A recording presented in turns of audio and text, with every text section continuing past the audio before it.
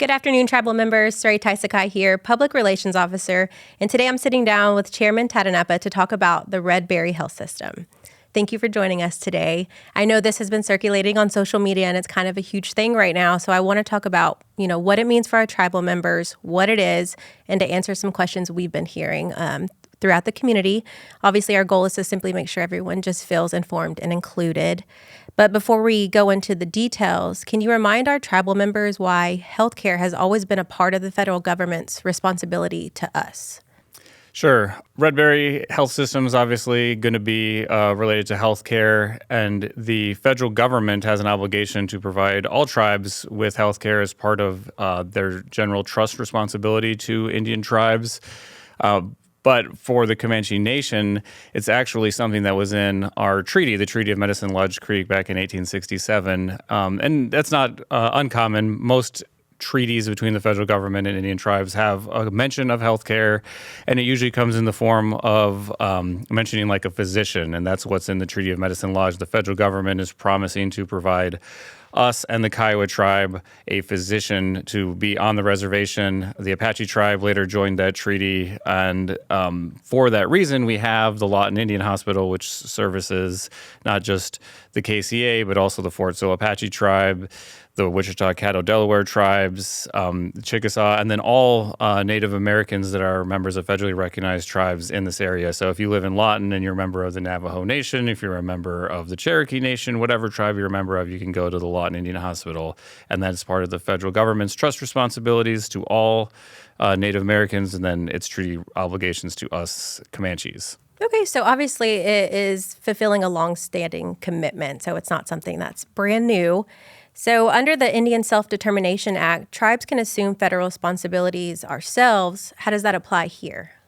Yeah, so the Indian Self-Determination Act was passed in 1975, and it was part of a policy change that basically said, the federal government has these obligations, but the federal bureaucracy and the federal employees aren't as responsive to tribal needs as tribal governments and tribal employees.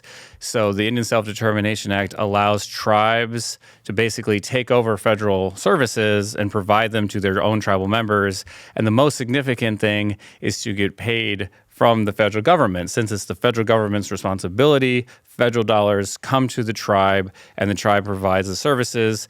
And you see that already with the Comanche Nation. We already take advantage of the Indian Self-Determination Act with our CHR program, with prevention and recovery and new pathways, with social services, the law enforcement, Comanche Nation Police Department, the tribal court. All of these programs already are receiving federal dollars to do federal functions.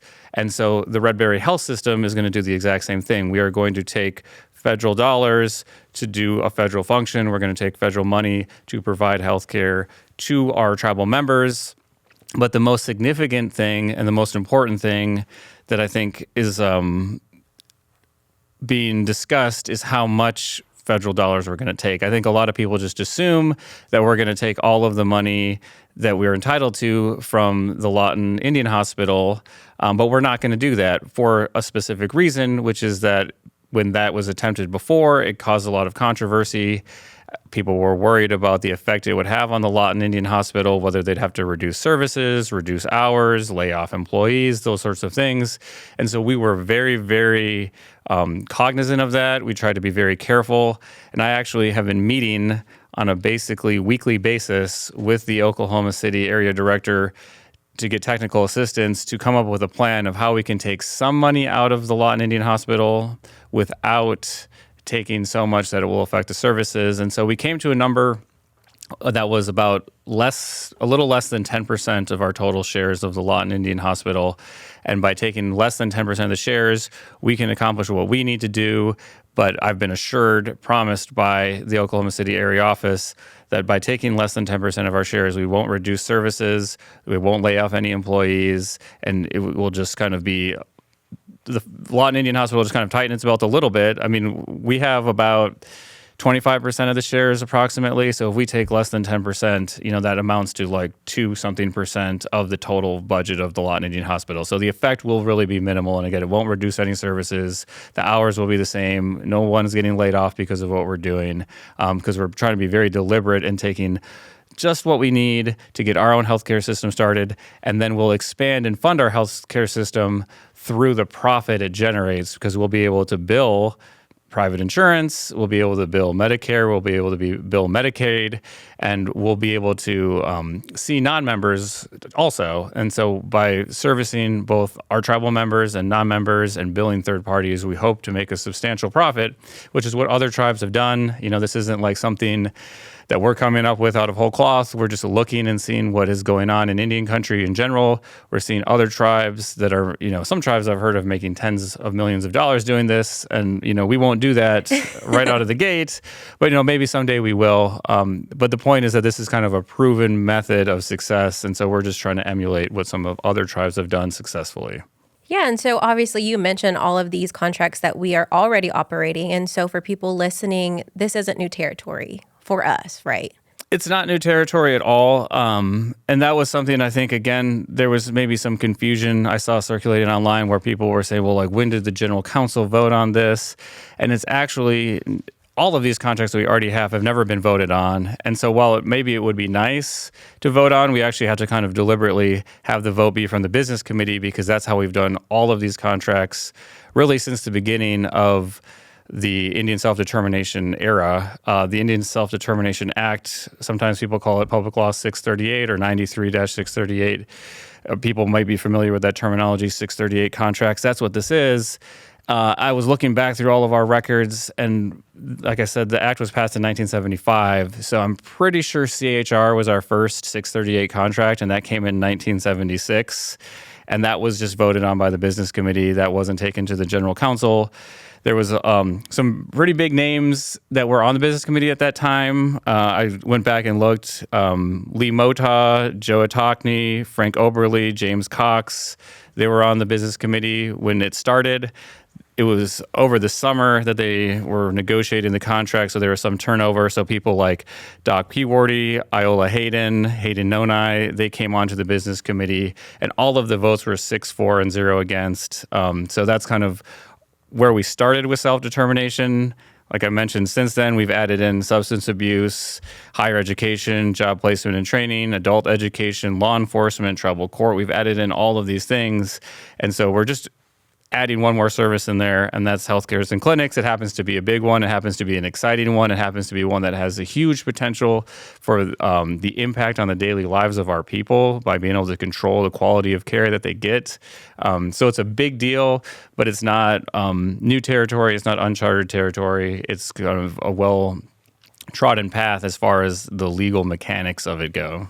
Perfect. And so if you were explaining this to say a family at a cookout, what is Red Berry Health System and how would you describe it?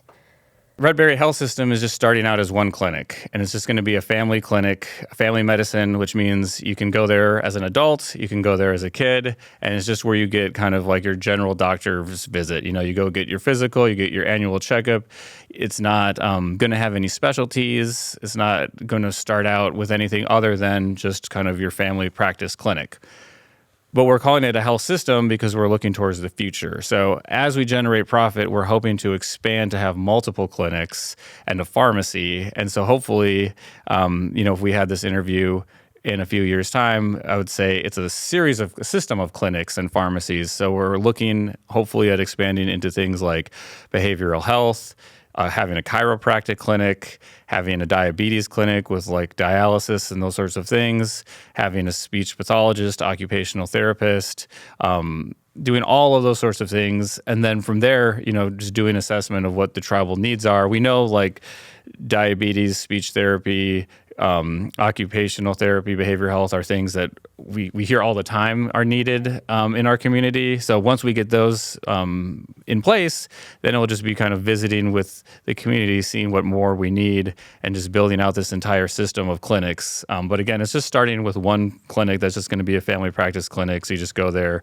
for your just general medicine. Simple enough for that. And who will be running the clinic day to day? I know our people are wanting to know if it's managed by the tribe, by medical professionals, or through a partnership. We've hired a management company. It's called Vestra Tribal Care. They have a lot of experience with clinics. And the thing that we put out an RFP, and we talked to a lot of different people, and we were impressed with their credentials. We were impressed with their past experience, and the business committee voted to get into a contract with them. And one of the things that made them stand apart and continues to make them stand apart is that they're training us to take over. So we don't have any experience with this, so we can't jump into the deep end and do it ourselves. But they are with us every step of the way so that eventually someday we will assume total control over this. But in the meantime, they are tons of experience with Indian tribes specifically and the Indian Self-Determination Act. So we're in good hands with them. I've been really impressed with them and their employees. So they will be kind of making the day-to-day decisions at first. There is significantly, through the Indian Self-Determination Act, startup costs. So we are being billed by them, but we don't actually, at the end of the day, have to pay them because Indian Health Service will pay them. And Indian Health Service will pay for all of the things that you need to start a clinic. And that's the great part about using the Indian Self-Determination Act is you get these startup costs, you get what they call contract support costs, and they help pay for things like consultants. They have programs like one's called 105L that help pay to lease a building for a clinic. You get these startup costs to pay for the medical equipment that you need.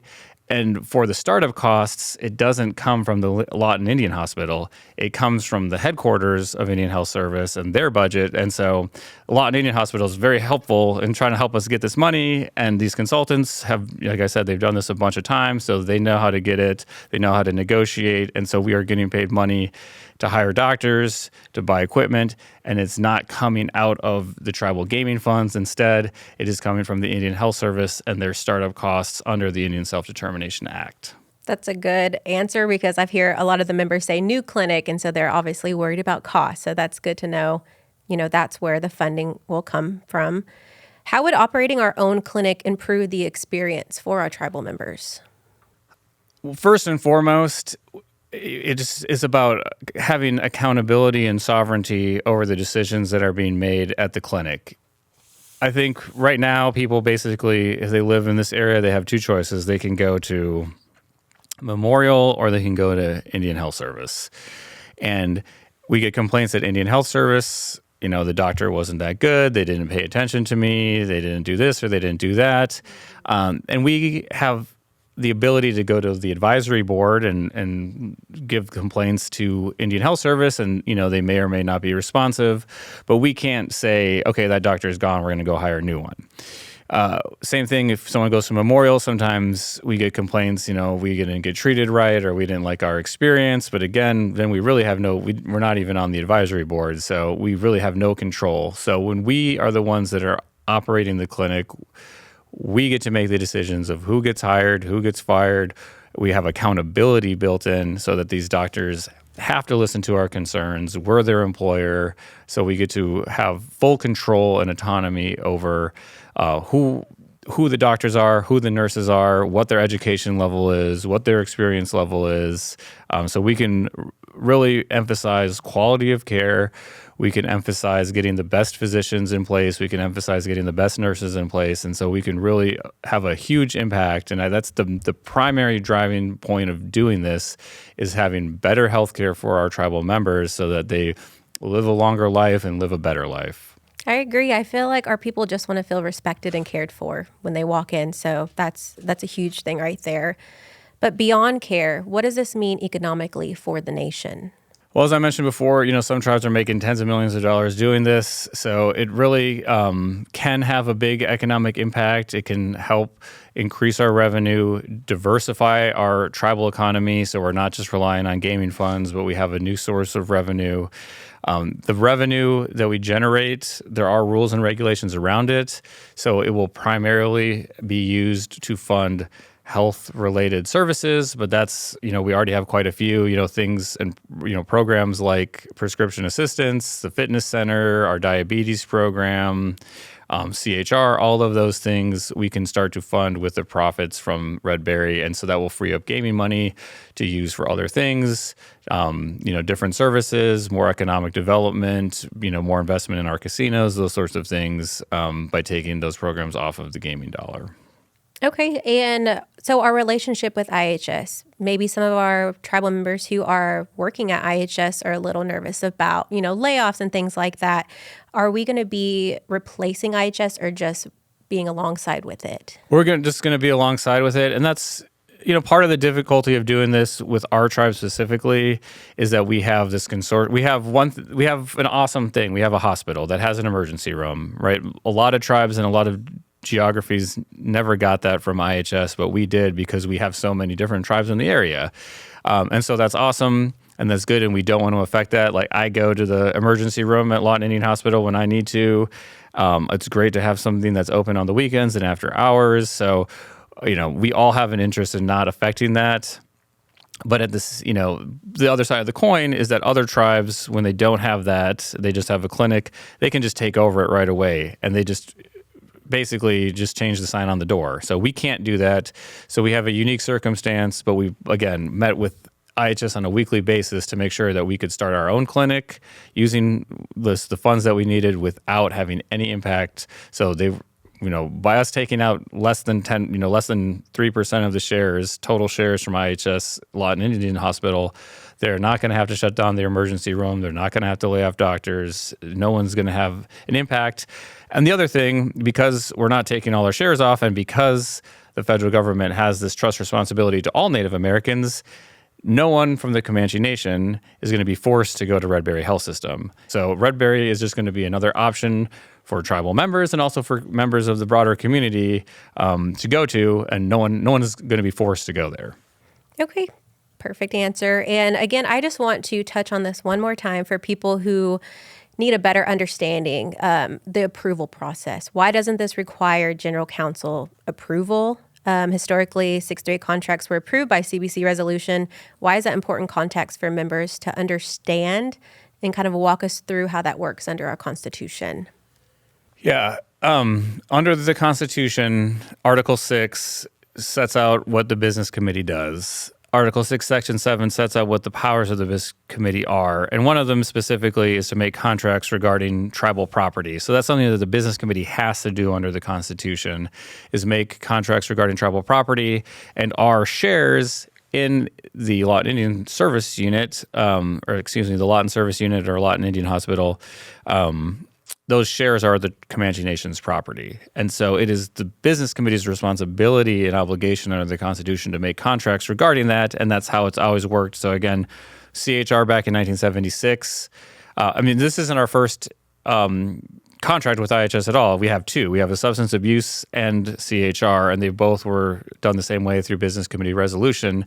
So really, what we're doing, or what I'm proposing that we do, and which will be part of a special meeting of the business committee on Tuesday, February 24th, is just amending our existing contract with IHS. So we're not even getting a new contract with IHS.